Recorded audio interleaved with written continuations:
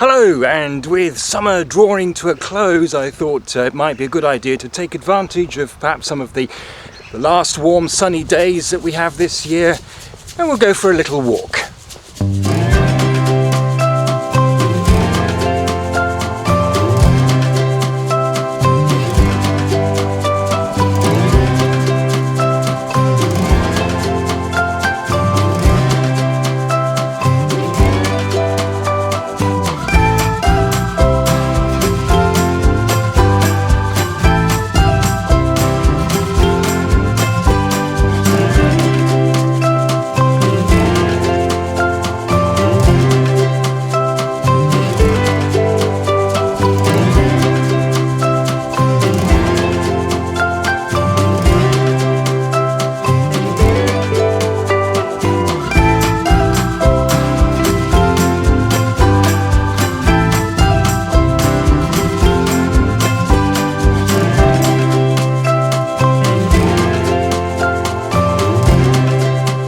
So we're up near the top of the ridge now, right out of the village, and there's a farm over there that I can see. I think we've got to take a quick detour because there's something that I want to see. It's been a few years since I've been here, and I think it's in that direction somewhere.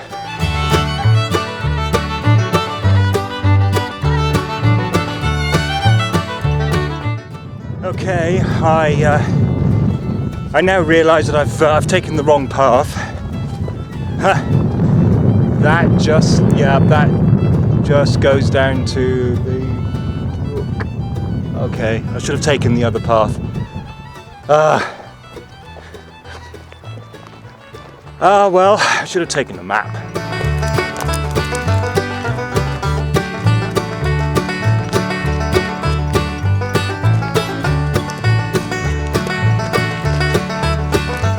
At least I think this is the way. Well, as it turns out, I was probably right the first time, but don't worry, we'll get there. Everything's fine. We'll just take a slightly different route, that's all. You know, this is an adventure.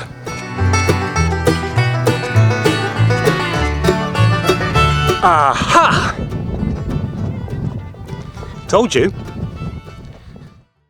It's basically a little chapel. It was built in the 1980s to replace one that was originally built, if I'm not much mistaken, about the year 1400. Now, the reason it's here, apparently right in the middle of nowhere, is that this is a spot where roads from the surrounding villages rose up to meet an important trade route, and so in the Middle Ages it was an obvious meeting point where you could build a small place of worship, and worship was in those days extremely important.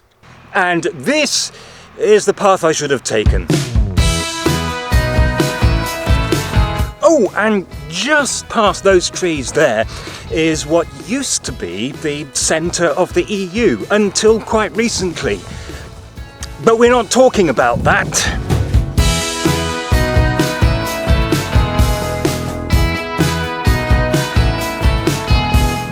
You might wonder, why would you build a trade route that goes past villages and not actually through them?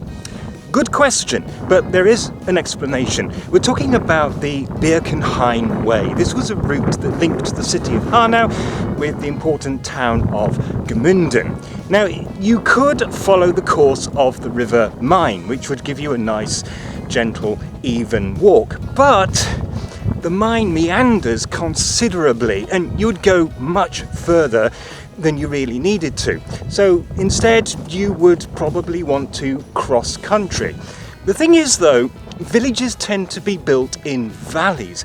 If you went from village to village, you would be going up and down all the time, which is exhausting. So instead, you would find a nice ridge to walk along the top of the hills between the valleys, and that cuts down considerably on the amount of climbing that you have to do, which is definitely a very good thing, especially at my age.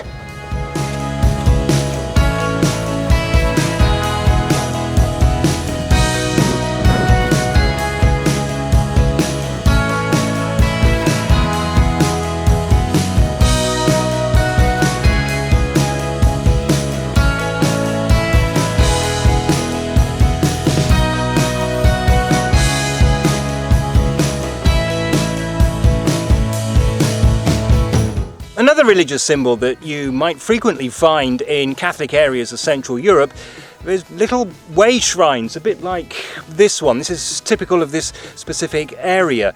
They would have been erected for a variety of reasons, perhaps to mark an accident or a death, or perhaps whoever put it there wanted to express their thanks, or even simply remind travellers that they needed to pray.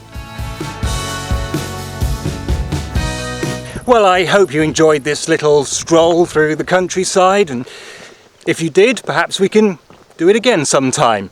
Until then, goodbye.